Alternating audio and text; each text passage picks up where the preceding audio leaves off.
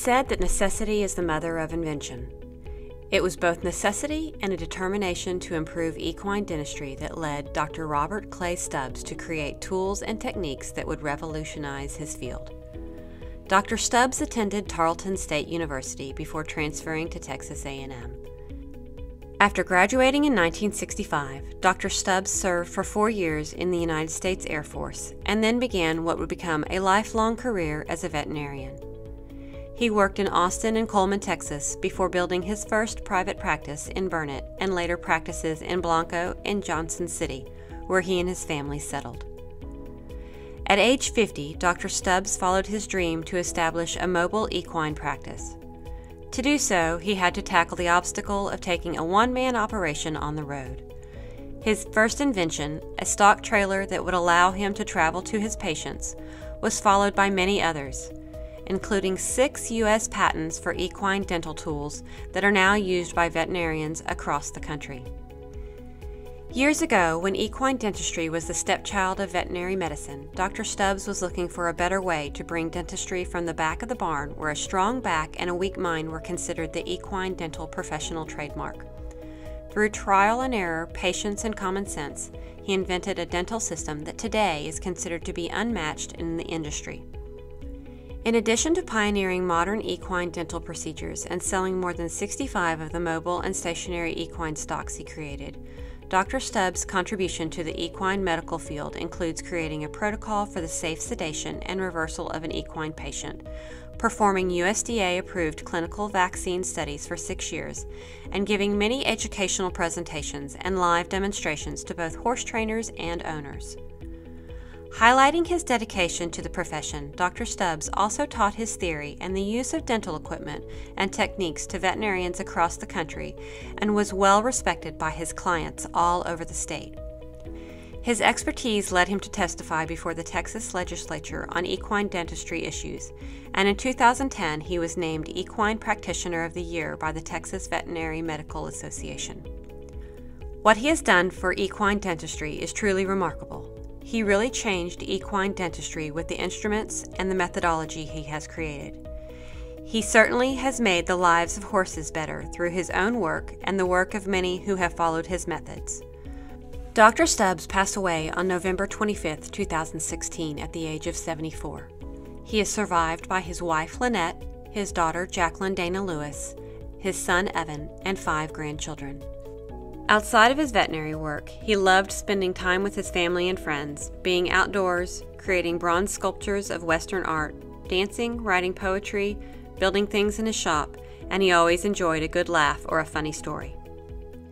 Howdy, I'm Jacqueline Lewis, class of '93. And I'm Evan Stubbs, and Dr. Clay Stubbs was our dad, and we're here to give a little bit of information about his life and thank you for this award. On behalf of our family, thank you for recognizing our dad's accomplishments in equine dentistry. It would have made him very happy, although, to be honest, he wouldn't have enjoyed dressing up in a suit and tie for the banquet. Specifically, we want to thank his classmate and lifelong friend, Dr. Jim Ward, for the nomination, Drs. Roger Cole, Greg Canape, Caroline Niederman, and Derek Grant, who wrote letters along with Dr. Eleanor Green and the nominating committee. Dad was always very proud to be a veterinarian and maybe more proud to be, as he would say, a fighting Texas Aggie. He didn't always remember that he liked being a vet, but it was the right job for him.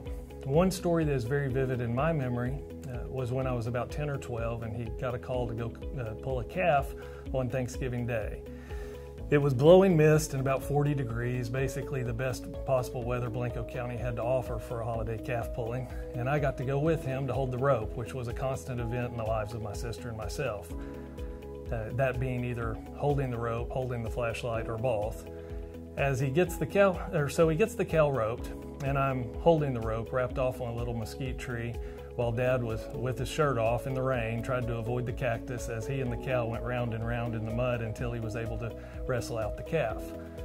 After he got a towel and dried off and we got in his truck, through the chattering of teeth and a few choice words about the weather, he said, "Whatever you do, don't ever be a veterinarian." But he really didn't mean that. He enjoyed his work and the people that he got to work for, particularly ranchers and horse people. He loved the Western lifestyle, and there was no better job for him than working on large animals, especially horses. Dad always said exactly what he meant, and he didn't care much about how his opinions came across. To him, he was just stating the truth to problems he could see that needed a solution. In this video, he would have said two things that really worried him. One was that he hoped those in charge of admitting kids into vet school be careful not to put too much weight on grades and book smarts when it concerns large animal medicine. He would have said, consider the background and experiences of the candidate and the environment in which they were raised as well. And he would have gone on. The animals can't be treated if the vet cannot restrain their patients of such massive size, strength, and unpredictability. The second thing he would have said would be that he hoped vocational skill classes would become respected in high schools again for all students.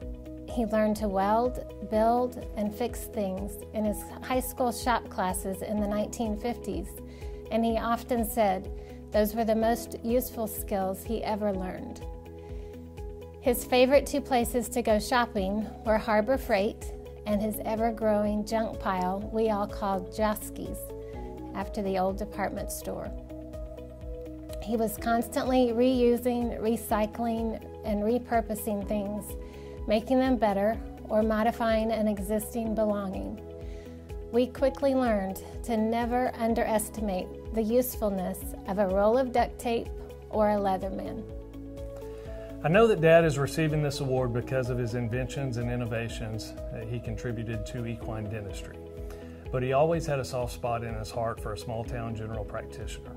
And I think he would have wanted to accept this award for all of those veterinarians out there that work long hours for less pay so that they can raise their kids in small towns with very little recognition. He valued people who could think outside of the box when something broke or things went awry, which was a consistent event for us growing up.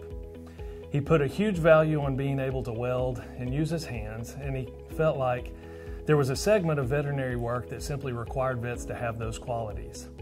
Those skills are the main reason he is receiving this award, because without them, he never would have created the tools that helped revolutionize equine dentistry. But long before he started all of that, he was building entire clinics from the ground up, all sorts of pins and chutes and hydraulic surgery tables and more.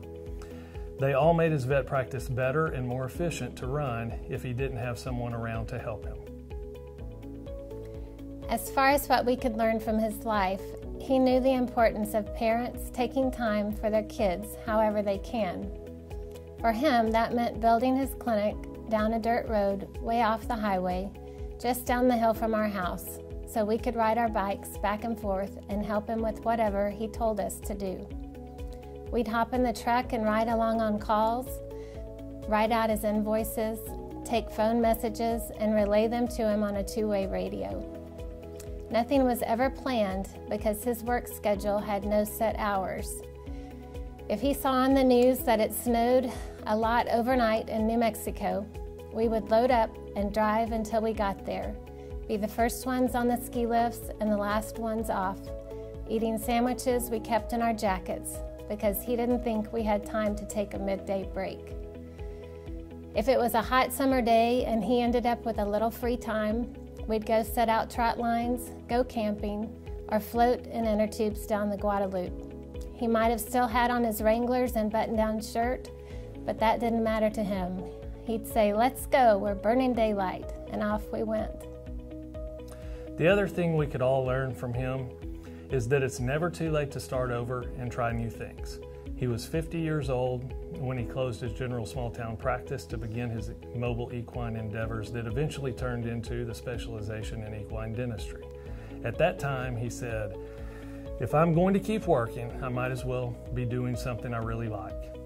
We hear time and again that we all make our biggest and best contributions to society when we are doing what we're passionate about, and that proved true for him. Dad didn't believe in giving up when things got hard or frustrating. Through trial and error with an emphasis on errors, He lived his life, and he did it all his own way. Thank you again for this award. We believe it is well-deserved, and as he would have said, giggle. Our college is proud to honor the late Dr. Clay Stubbs with the Outstanding Alumni Award.